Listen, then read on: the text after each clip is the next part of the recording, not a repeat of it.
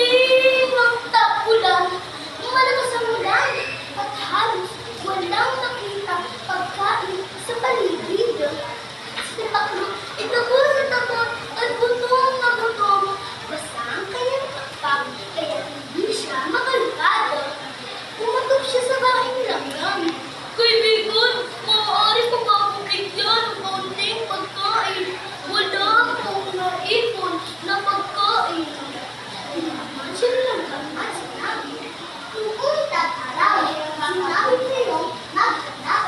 Pero, puro laro lang ang Langgam. Naiyak si Paklo at naluha. Nakita ito ni Langgam, kaya nakita ito ni Langgam at naawa.